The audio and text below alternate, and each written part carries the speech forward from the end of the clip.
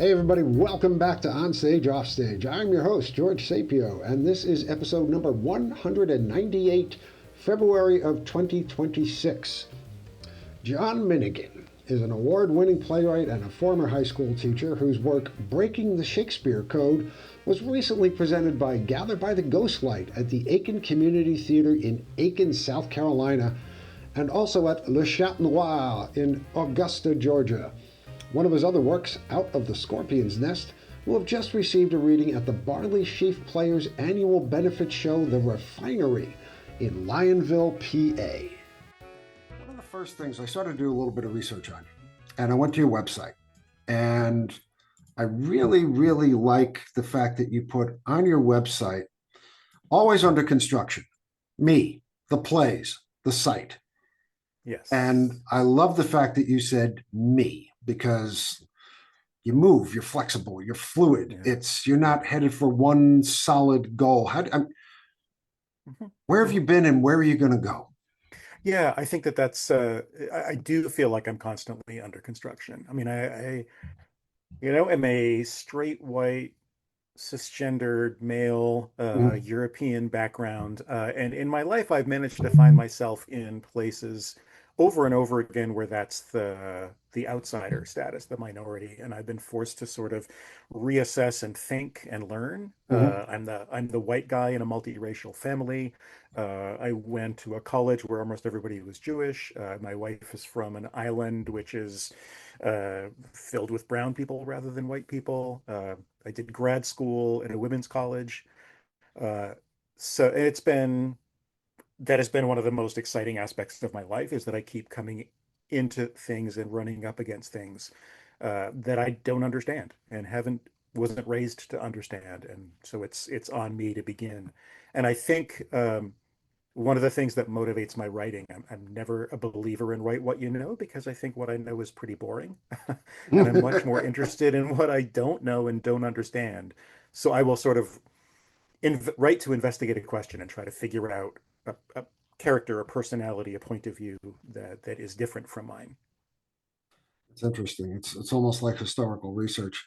I would Yeah. not argue, but I would augment by saying, if you write what you know, it might be boring to you, but it might not be boring to somebody else who's not from your particular background.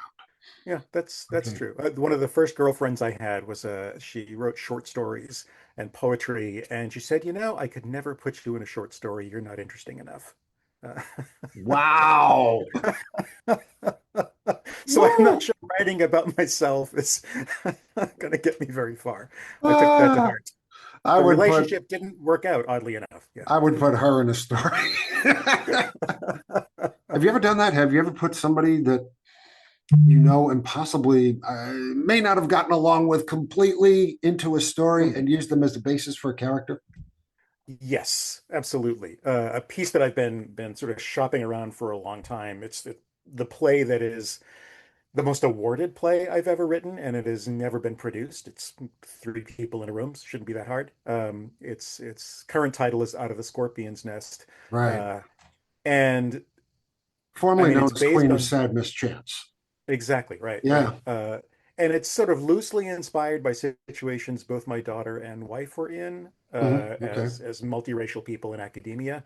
But also, I mean, I named the antagonist of the play Beverly after the town where I grew up, and it was the my attempt to sort of interrogate all of the values and ideals that I grew up with and the people that I grew up with and their attitudes. So, Yeah. People ask, where do you get your ideas? Uh, mm, and yeah, I think I know for me, it's like people I know, places I've been, yeah, things yeah. that just stick. I don't really think I make stuff up as much as I feed Hmm. on the places and people that I know. Mm-hmm. Right, right. Yeah. And there's a piece of mine that's currently sort of I did a workshop of it in Virginia over the summer. It's having a reading this week here in Massachusetts, and uh, probably the second most important character in the play is very much modeled on a former student of mine, who I just, she had this sort of chip on her shoulder that Yeah. was masking a lot of insecurity, and I just found that a fascinating defense mechanism, and that led me to try to, understand that character more fully. Yeah, that's the fun part writing these things is getting to understand the character, Mm-hmm. you know, making them valid. I mean, at least for me, every character in the play has to be sympathetic somehow, even if they're, and I'm using heavy quotes here, evil. Yes. But there's a reason why. Mm-hmm. There's usually a Right. reason Right. why. Okay. And if you can't get that across to the audience is not going to understand the complexity of the plot that you are creating because Right. you have to foster some kind of a conflict, not only on stage, but within the minds and hearts of the audience. But Exactly. they Yeah. did this, but they did this for this reason. Yes. And yeah, because life is almost never that simple. Right, right. And super useful for the actor too. You know, the actor Oh, doesn't yeah. want to just play evil. The actor needs to understand what's the background. And yeah, Yeah. why is this villain in the play in the eyes of the actor the good guy, who is trying to accomplish something they feel is really important. Which leads us to question who is the good guy, who is the bad guy, and why are they like that? Hmm. Hmm. Yeah.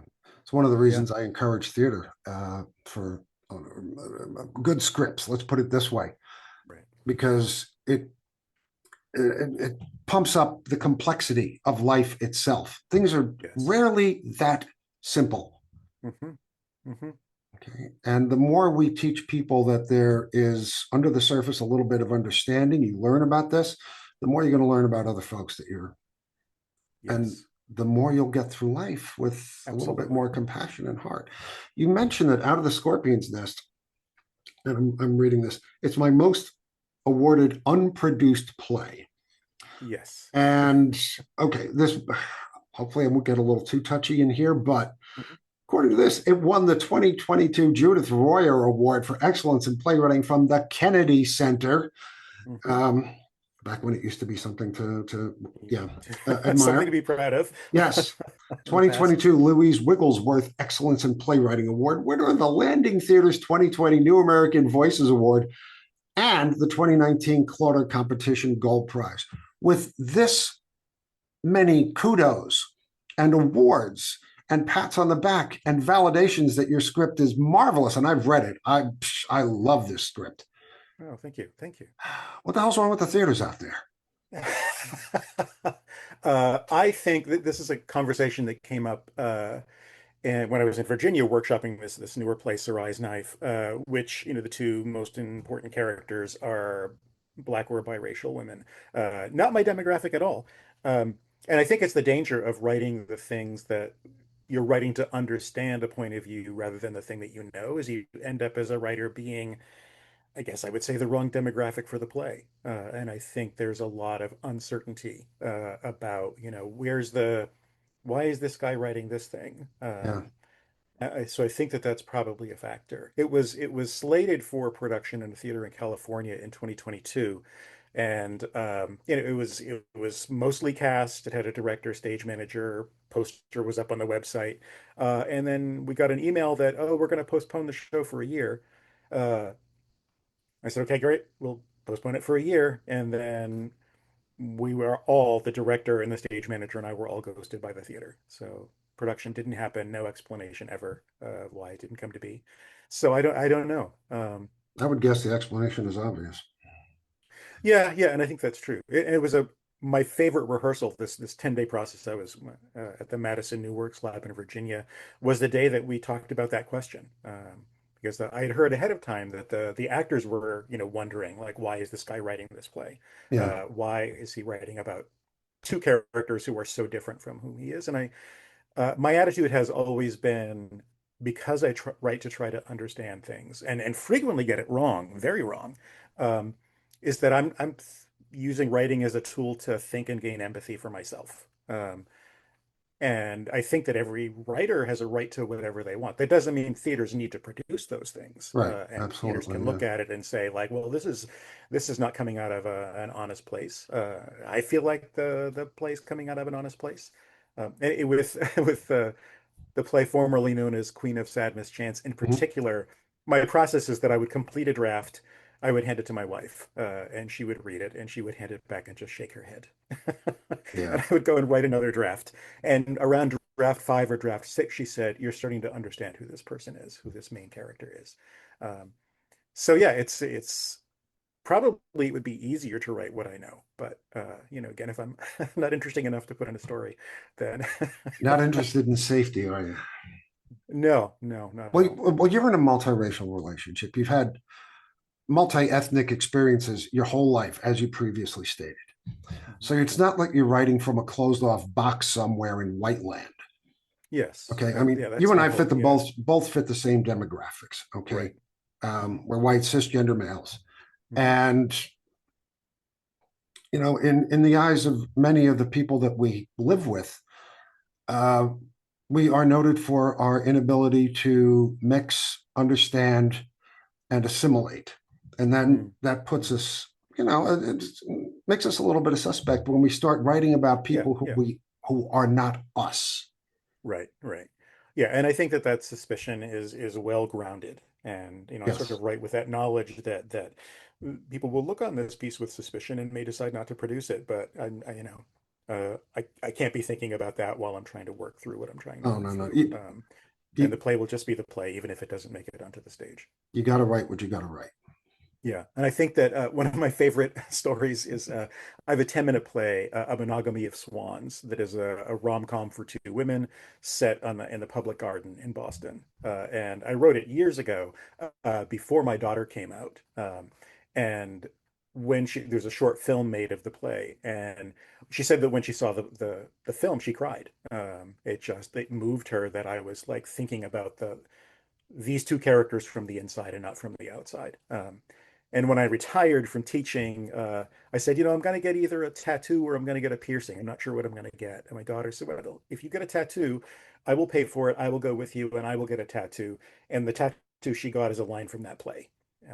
And it is my favorite publication ever. That is beautiful. That is so nice.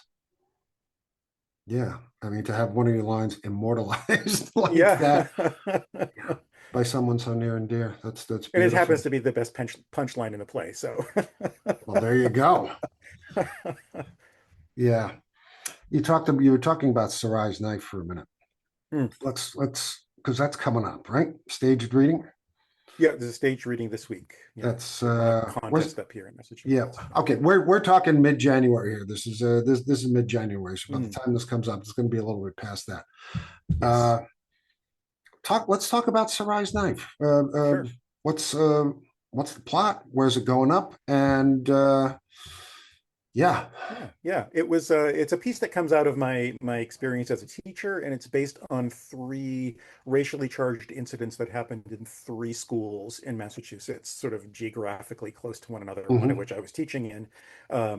That sort of all got sort of pulled together. And it's the story of a first year teacher, Sarai, at a public exam entry high school in Boston, loosely modeled on Boston Latin. So a very elite school. And there is a student, a young black woman who is a visual artist, um, and she had been suspended the year before the play takes place for having hair extensions that violated the school dress code, which is something that happened in a charter school Yeah. in Massachusetts. And then that student was reinstated, and that's what happens in the play. Um, and the inciting incident of the play is that the headmaster, or assistant headmaster, in order to show that this young woman is really welcome back into the community, takes one of her photographic self-portraits and puts it on display in the lobby of the school. Uh, Someone cuts the face out of that self-portrait. And that act of vandalism um, sort of charges the environment of the school, and this first year teacher is asked to use her rapport with the student to see if the student has ideas about who is out to get her, who may have done this. And it causes that request causes internal friction for the character, but also a lot of external friction with the student and with the assistant headmaster who's asked, etc. What's interesting to me or unusual to me about the play, I, I got to take Paula Vogel's playwriting boot camp workshop Oh, in the nice. Drama Yeah. and Guild conference in 2018, and Mhm. she went through one of my big takeaways was, here are Aristotle's six different aspects of theater. Right. How do you normally start your plays? Start with a different one. And I said, I'm going to start this play with spectacle, because I've never started to play with spectacle. So the main character, the teacher, is a collage artist, and there are visual and verbal collages throughout the play that were a challenge for me, but also one of the things that made the play really exciting to work on. It may be the reason the play never gets produced, because how do you create these visual collages on stage? Um, but it felt like this is an important part of the storytelling, Yeah. using spectacle to investigate the character in the world of the play. Well, certainly a good stage manager with a little bit of imagination could come up with some way of making this thing work. Yeah, yeah. And I sort of told myself, like, I'm not going to try to solve this problem myself. Let designers and directors, Yeah. let them have a field day and figure out what it is. The opening stage direction says, there are things in the stage directions for this play that are probably impossible. Sorry about that. Do the best you can to visualize this world and make that visualization happen. Yeah. No, I'm kind of the same way with you. I like to throw my stuff when it gets done. Yeah, yeah, That's as another always. story. Yeah, Uh, I like to let the actors and the tech people and the directors and the stage managers use their wisdom, use their yeah, experience. yeah. This is what I've thrown on the page. If you Hmm. have a question, come to me with that. Other than that, I mean, I had a play years ago that went up. It's one and only play, and I kept hearing from the stage manager, "Yeah, it's going great. It's wonderful. Everything's coming together. The actors love it, and you're going to really love the dream dance at the end." I didn't write a dream dance. What they did was, instead Wow. of curtain call, they brought the actors out in pairs and had them act a little Oh, wow. comedic something and then run off stage, and somebody else would come on and do that. And it Huh. was just it yeah, it was absolutely wonderful. It's That's creativity great. at its Wow. best. Wow. Yeah. Yeah, I have a piece that's going up in Boston in May. It's a solo show that was commissioned by a longtime colleague and collaborator and now friend, called Redressing Miss Havisham. And the concept of the play is that Miss Havisham is the spinster, the archetypal spinster that Charles Dickens created in Great Expectations. Mhm. The woman who commissioned it is mid 40s and intentionally unpartnered, and also has a background in criminology, so wants to use that background to investigate the cold case death of Miss Havisham in the novel. And I've been working with this director, Peter Sampieri, who is wonderful, because I've got very specific images and stage directions. And he's great at saying, well, we could do that. We can also think about this. Yeah. And his insights have opened up the theatricality of the play for me in ways that I never anticipated. So yeah, so working with really creative and talented people teaches you more about the work and makes the work live on stage in ways that, maybe you didn't see when you're sitting at your computer. It's incredible because it's you look at the way things go in production and on stage, Mhm. and like you said, you see things you didn't know you put into the script. Yes. And Yeah. for me, that's always a joy because on one hand, I feel like, why didn't I see that? That's kind of obvious. And the other hand is I love working with these people because that's the best thing about theater is that it gets Yes. done by different people and they see Yeah. different things. Yeah. And not only do they teach you about your own work and your own process, but they teach you about life and they teach you about the Yeah. people around you. Yeah. And Yeah. your POV is just one little thing, Yeah. and Yeah. in And I the whole love I don't know the origin of the quote. I can't remember who originally said this, but the definition of a playwright is a poet who got lonely. And I love that. That's great. Because it is, you're spending all this time with words and rhythms and ideas, and then you get to work with collaborators, ideally, when your yeah, play gets picked. And that's phenomenal. Yeah. I love it. Theater is collaboration, and that's the best part of it. Besides sitting in a coffee shop and waiting for some epiphany to plop itself onto the page, working with other people because it's a mini family for a period of time. Yeah. Yeah. Yeah. That's part of it. You wrote, but you mentioned this before when the political becomes personal, and I wanted to get Hmm. back to this. When a character begins to understand the larger forces at work on them, and they have to devise a strategy to fight back for what they believe is right. Yeah. This is like Yeah. a hero's journey Hmm. kind of thing. Hmm. And when did this start to creep into? Has this always been in your writing? Have you always had this particular plot thrust in mind to make this happen? Yeah, I don't think I have. I think it's something that one of those things that was working through my subconscious as I was working, and I started to notice that it was a pattern. My friend Audrey Suffley, who's a wonderful playwright, asked the question once, "What happens in every John Minigan play? Like, what happens in every play that you write?" Yeah. And one version of that is that maybe I'm obsessed with Ibsen's A Doll's House because it seems like in every place somebody walks away at the end. Hmm. That someone decides that what I am losing in this situation is bigger than what I will gain by leaving it. And I can create a separate world that is going to be a better world for myself and for others by walking away. So, and I trace that back, and it's like, well, what are they dealing with? And realize that, oh, it's there's understanding this outside, this is like in my journey, I guess, as a human, is starting with my very narrow upbringing point of view, and then encountering a world that was really, really different, and having to make decisions about, like, do I want to carry those values that I grew up with, or do I want to change them? Um, so I think that personal journey is probably reflected in that recurring situation and theme in my work. Yeah. Okay. I've noticed that a lot of playwrights, and I do this myself, write about the same thing in a sense Hmm. because Hmm. those are the problems, and these are the things that we find in life most vexing. Hmm. And I think it's as much figuring it out for ourselves as it is creating something for other people to visit. Yeah. Yeah. Yeah. And in a sense, I guess that means that maybe I do write what I know. I just write about it uh, Mm. in situations and with characters that are not me. Yeah. Well, I It mean, yeah, you use characters that are outside of your racial and ethnic background, yeah, and yeah, frequently. I love to write about strong women because strong women to me are the most interesting characters going. Hmm. We've seen strong men for like thousands of years, and Yeah, honestly, yeah, it bores me. yeah, yeah. Okay, I it's think I have one full-length play with a male protagonist. yeah, yeah, and I just find that the problems that the women encounter are so to the bone, or so yeah, Mhm. it's just brings the whole sexist conundrum back into Mhm. focus just for a Yeah. little bit, Hmm. and I find questions. What makes you think you can write about women? Yes. Right. And I mean, that's about as large as you get. I mean, what am I supposed to do? Leave all the women out of my plays? I don't think so. Okay.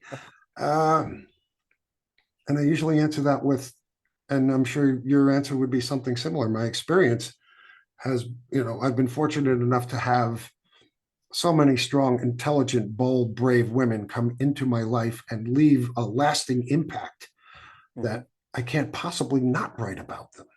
Yeah, yeah, and I feel the same way. I mean, starting with my mom, who was a very strong, very sharp, driven woman. Yeah. Yeah, and I think it's yeah, they're just much more interesting, you Oh, know. absolutely. Yeah. Yeah, Especially the historical ones, because we've never heard about them.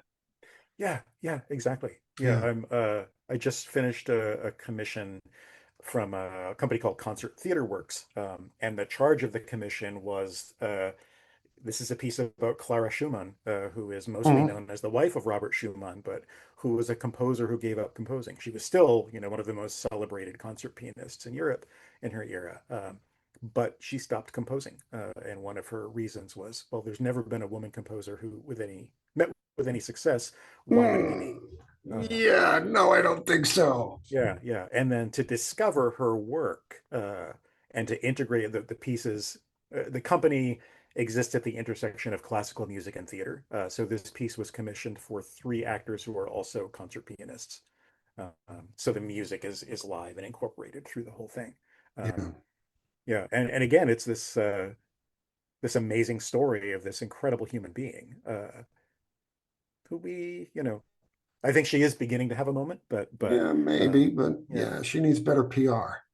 yes, Absolutely. yeah. There was a guest on my show a number of years ago, Sylvia Milo, who wrote, produced, and starred in the other Mozart's sister. Oh, yeah, yeah. And uh, never having seen the show, but read the script and interviewed her on the show, it was just Mhm. why have we not heard of this person? Yeah, yeah. Because dummy, she's female. Hmm. Hmm. And I saw that's a great piece last summer by Annie Underland, who's another Northeast playwright, mhm. Madame Mozart, the Lacrimosa, about uh, Constanza Mozart's journey to get the Requiem to Yeah. the world Mhm. after Mozart's death. And again, this incredible, incredible opening image of the play. She is dragging Mozart's body into the basement where it's going to be. It's just like she's going to do whatever she needs to do to make sure that the work gets to the world. Yeah, That's a heck of an opening scene right there. it really was like jaw Talk dropping. Yeah. about spectacle. Yes, yes. A great, great play. Okay, we're going to shift a little bit. Yep. Breaking the Shakespeare Code. Hmm. Um, Remarkable play. Oh, Two-person thank you. play. Two-person plays for I think. I mean, obviously not for you, but they're so hard to write because you've got two characters locked in this box on the stage. Yeah. And wow, two questions. Let's talk about the play because Hmm. Gathered by the Ghostlight is doing it. Yep. And oof, how did you keep two people on stage interesting for all that time? Yeah, that was the challenge of the piece. It was a piece I did not know how to write. And it took me a long time to get a draft. I'd written the opening scene or a version of the opening scene, shorter version of it, and had no idea what to do. Like, is this even a play? Because I feel like I'm right. The origin of that piece was working with a student on a Shakespeare monologue and really hitting the wall, like not making any progress. And then she was also in a production that I was directing. And one day in rehearsal, this is in a high school, we were on a break in rehearsal. So, there's 30 kids in the room and they're having snacks and they're telling jokes and whatever. And she just looked incredibly morose sitting there at the edge of the stage. And I said, "What's wrong?" And she just, everything was wrong. Everything was going. I said, "Okay, start the monologue." And she started the monologue, and the 30 kids in the room went silent and still for the length of the monologue. And at the end, they applauded, they were cheering, they couldn't believe like how amazing that was. And I said, "Man, I wish plays were that good. Like Yeah, that you could just capture everybody that way." And he said, "Well, why didn't I write a play about that moment when a person connects with something and transforms in front of your eyes?" So I wrote that first scene, didn't know what to do, put it up in a scene sharing event, and somebody said, "What happens next?" And I said, "Well, if this person who I respected a lot wants to know what happens next, I need to figure it out." Um, so I contacted a former student who was running a Shakespeare company and said, "Can you do a reading of my new play sometime this summer?" And he said, "Yeah, 6 weeks from today, we'll do it." So I had 6 weeks to create a draft. And I just set up arbitrary rules. Like there are going to be four scenes. It's going to cover 20 years. And they're going to work on four Shakespeare monologues in the four scenes. The four scenes became three, the 20 years became 16, but that was the setup that got me to think about like, okay, so let's take these two people and move the story forward 6 years. Let's move them forward another 10 years and to see where they are. So then it was imagining like, what are their lives outside of these periods of time? What happens off stage? Um, so yeah, so that was the thing that got me through how to create that 80 minutes with just these two people on stage. And it's been by a huge leap my most successful play. I think that production yeah, that just happened in South Carolina, then Georgia from Gathered by the Ghostlight was production number 13. Um, and it's, doesn't escape my notice that it's two people in a room with rehearsal blocks. yeah. It's No, no, incredibly easy to produce. that's the best thing you can do. Is it cheap to produce? What do you need? A Yeah, couple of blocks? Yes, we'll look at it. exactly. Exactly. Yeah, Yeah. it's better than coming in with all these different sets and props and things like that, and it's so heavy. Yeah. But So how I ended up going from that to like, oh, there's a visual collage on stage that moves. It's probably not wise. At least it's only four characters. every play calls for something different, and it lets you know as you're writing what it needs. Does it need that collage? Yeah, it does, kind of. Yes. Yes. Yeah. Yeah. Um, Absolutely. yeah, but breaking the Shakespeare Code is a back and forth. It's a battle. It really is. Yeah. It's there are moments in there that I just cringe looking at Mm, because of the boldness, the honesty, yeah. the struggle. Yeah. And it also came, I spent 2 summers at Shakespeare and Company in Western Mass, and a lot of the approach to text and performance in the play is a heightened version of what happens in the actor training program out there. Right. The need to find the inner truth that you bring to a text, and therefore make the text come alive because you know exactly the feeling that you're speaking about. Um, so that was behind it. They are less abrasive than Kurt, the teacher, Mhm. in the play because it's more abrasive is more interesting. So Heightened reality. heightened reality. That's what you walk into a theater for. You don't go into a theater to see something you see outside the theater. Right, You can right. see that for free. But yeah, that's do your plays change much during rehearsal? Yes, yeah, I do. That play has changed a huge amount. It was first developed at Orlando Shakespeare Theatre for 2 years, 2 years in their new play development program. The Mhm. first is a reading, the second in a workshop. And from there, it went to Utah Shakespeare Festival. Lots of changes. By the time it left Utah, it was probably draft 9 or 10. And it had a small production in a theater in Salt Lake City after Utah. And then the play was dormant for about 6 years. And somebody asked me for it. And I said, well, let me go back and take a look. And that look was cutting 20 pages in 20 minutes out of the play. It had been a 2 act structure. It went to 80 minutes, no intermission, 3 scenes. Uh, and it just felt like, oh, this is the play that was, I cut away all the parts of the marble that weren't the statue, and was Yeah. left with the leanest possible version of it. Okay, so let me ask you this because I cut like crazy after I haven't Mm. seen a play for a while. Mhm. What made you put those 20 pages in the beginning? Why were they there to start with? Yeah, I think because it came out of that process of I don't know what this play is going to be. Let me Mm. just go with it. Let me let these characters keep interacting and keep struggling. Uh, and it was still okay. People enjoyed it when it was in Orlando, and when it was in Utah, and it got optioned Yeah. when it was out there. But I think it just wasn't ready yet. And for that play in particular, it was also this fear of is this insider baseball? Is this too much about the acting process and the teaching process and that kind of thing? And what I loved in talkbacks from people was uh, people who were not theater people saying, "Oh no, I loved finding out like what goes Yeah. on backstage, like how do these people work together." So it was mostly, I think, just let me explore as much as I can because I wasn't even sure there was going to be more than a 10-minute play there. So let me keep going with it. Yeah. So I think that's why it was that long in the first place. It was just my uncertainty about like I hadn't really identified what the core was. Sure.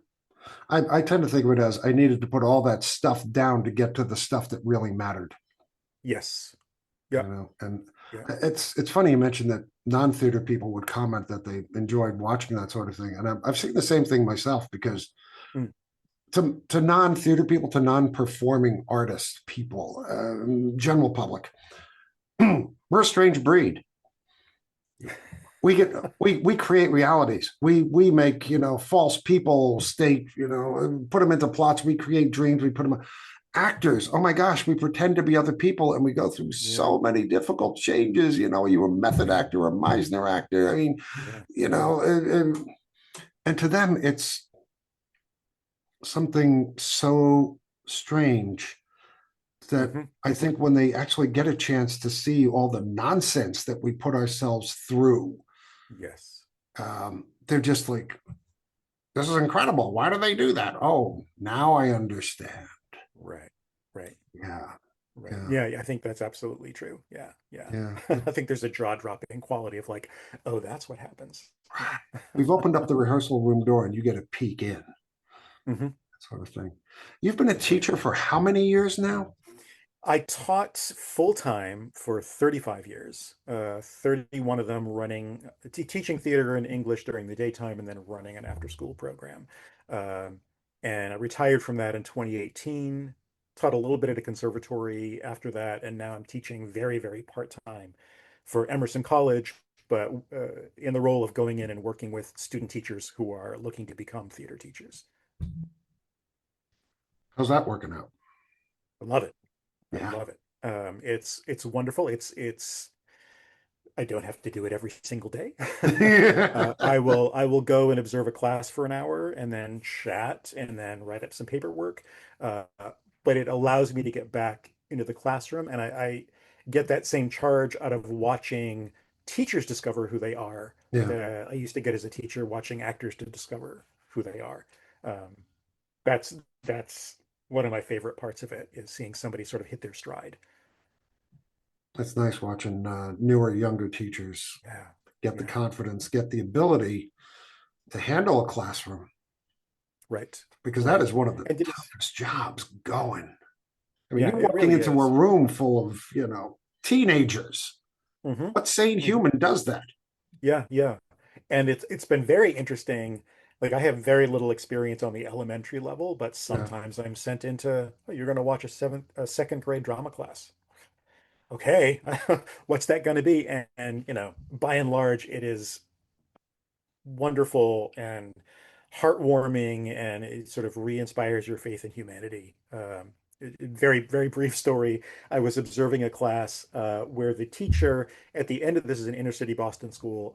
At the end of the class, based on behavior, she would like pick names out of a hat for a little raffle and give kids like, you get a sticker today. The class was so good, I'm going to do 5 of those today. And she was very good at preparing the students ahead of time. Mhm. Not everybody's going to get a sticker. If you don't get one today, it's okay. Try to be happy for those that do. And there was one little boy who didn't get a sticker, and his life was over. Like he went over and Oh, sat in a corner, and he was crying. And to watch these second graders get up and go over and put an arm around his shoulder and say, like, I got a sticker, but I don't need it. Do you want my sticker? And I talked to the teacher afterward, and she said, these are all Central American immigrant families. They live in multi-generational households, and there's a culture of care at home that they mhm. carry with them into the school. I'm like, this is like, we are in a horrible place as a country, but there is hope. If we just, Why if can't we we all don't, be like that?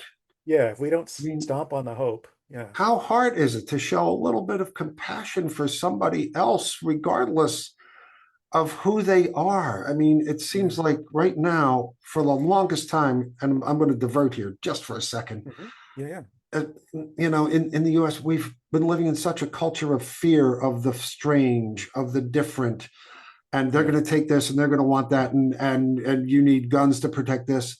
hmm, And the fear has been pounded into us long before Reagan. I mean, this is not something yeah, new, okay? yeah. Um, why the hell do we put up with something when we've got the capability to teach these children Yeah, yeah. I love, guess my only compassion, you know? my remaining scrap of hope is that we're seeing what the end result of all that looks like right now in our streets, Yeah. and maybe finally that's enough to I hope. Oh, yeah. I would hope that as well. But being a history based, I was a history teacher for a little while, Mm, and I am a historian by hobby, trade, and mm, how little Americans view, read, or have access to history mm. Yeah, without it yeah. being a stunt. Right, right. Okay.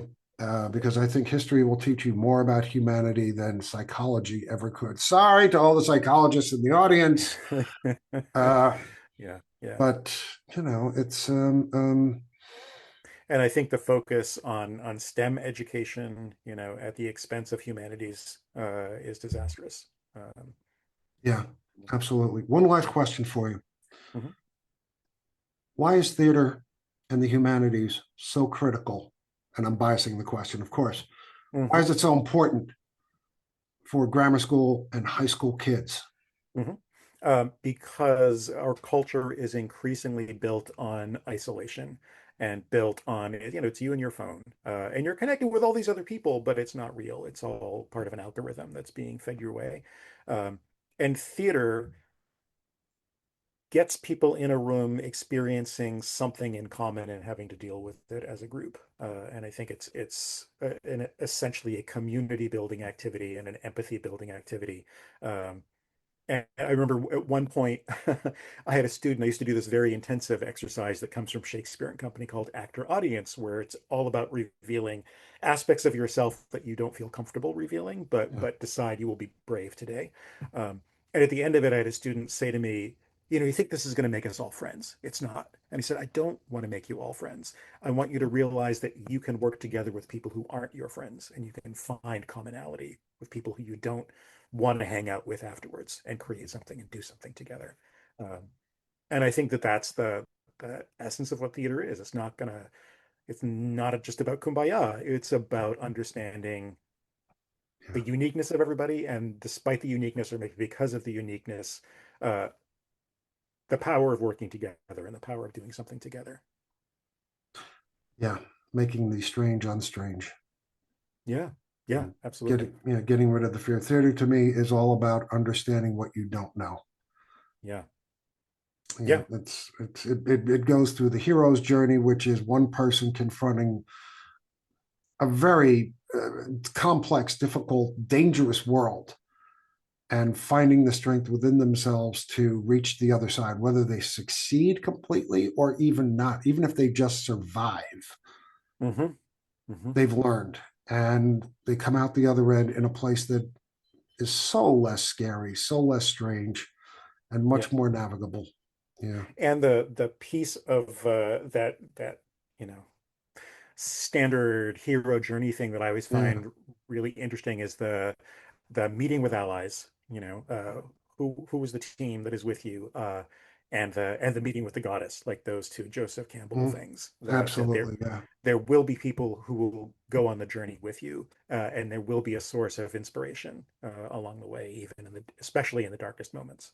You are not alone. Yeah, yeah, Yeah, which I think is one of the biggest things that people have to deal with now is that they feel very much very, alone. Yeah. yeah, yeah.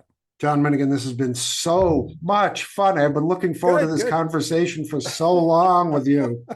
Well, I really appreciate it, George. Yeah, this has been a blast. I often think if I'm being interviewed, like I'm going to be on the spot, but no, this has been a great conversation to have. Good. I'm really, really glad for that. Good luck with everything coming up. And Thank you. please keep writing. Please keep teaching because, yeah, we need that. Mhm. Thank you so much, George.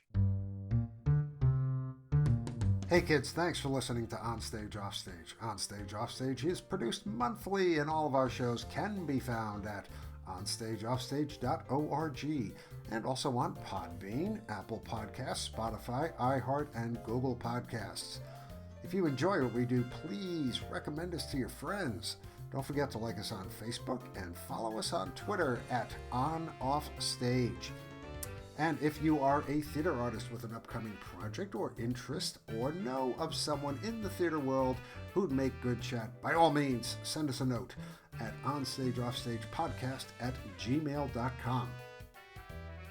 Our theme music is Don't Worry, Be Frappy by the composer Max Dickinson. You can find a lot more of Max's magnificent music on SoundCloud. I'm George Sapio. Thanks once again for listening, and please be kind to those with whom we share this rock.